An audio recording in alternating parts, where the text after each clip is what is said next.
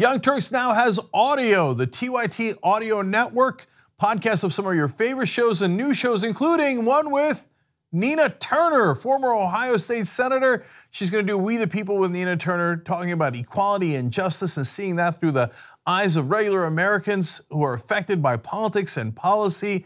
Everybody check it out at tyt.com/audio. The Trump administration will stop allowing those who are seeking asylum because of gang violence and domestic abuse from coming into the country. They will no longer grant asylum to these individuals.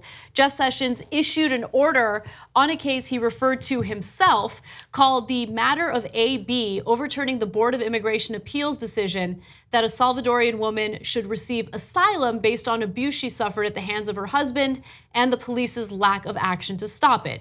Now, we know that most of the Central American migrants who try to come into the country do so because of extreme violence in their countries.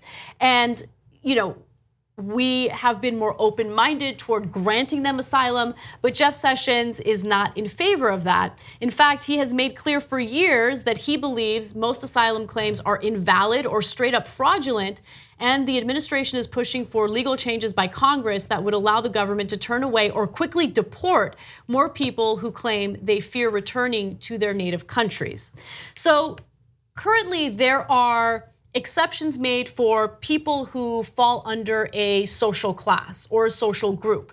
So if you are being targeted by a government because of your religious beliefs, for instance, you will be more likely to be granted asylum under how our laws are written and how Jeff Sessions interprets asylum laws.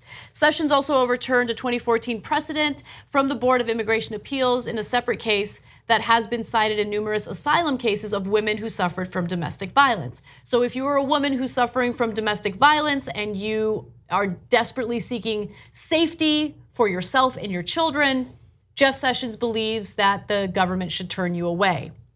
By the way, keep in mind that since Jeff Sessions is the Attorney General, he is the head honcho when it comes to the decision-making pertaining to immigration. So even if judges rule on these cases and disagree with him, he is essentially the man with the last word. He gets to overturn their decisions, not overturn, but he can go against their decisions because he has that type of power.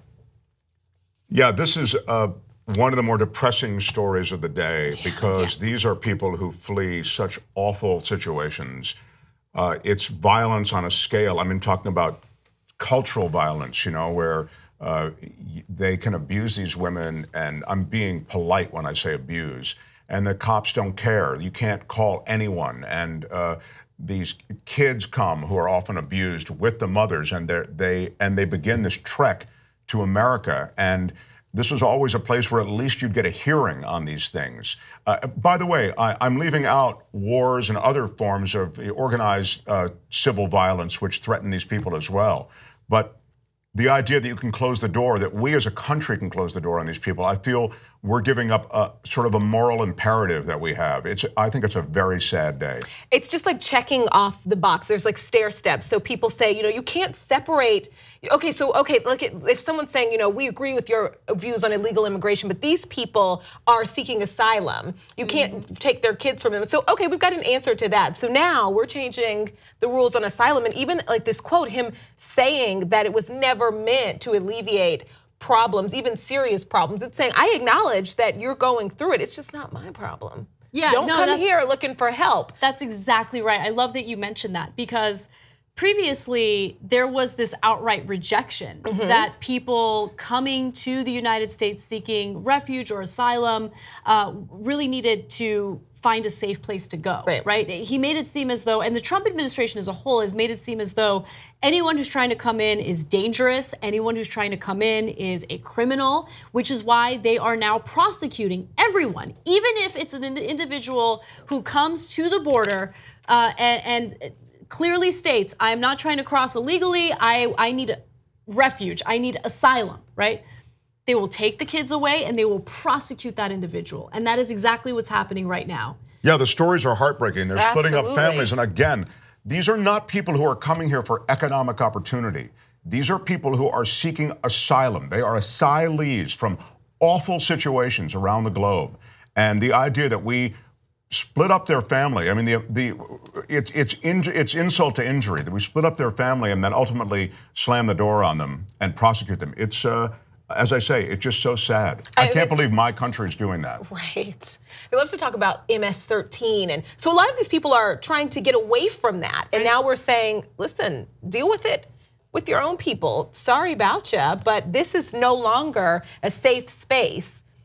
And it's disappointing. Well, what we're doing to these children and how we're treating these families is cruel and unusual. It really is. It's abusive. The physical ripping children out of their parents. And sending them to absolutely faraway states, and they're not reunited with their kids for months after that. If at all. I mean, we're losing track of these kids. It's the process of the handling of all of these people. That process is clearly way flawed and awful.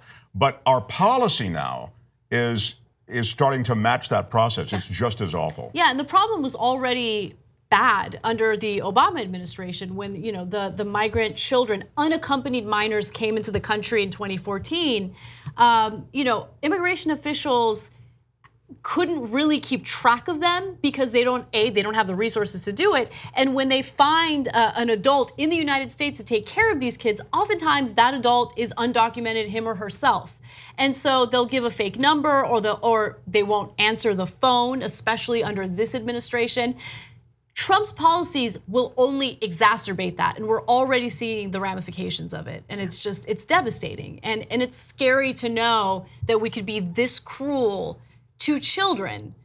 And the same party that claims they're pro-life, that they care about those children, they care about those babies, that's the party that's either complacent or supportive of these policies.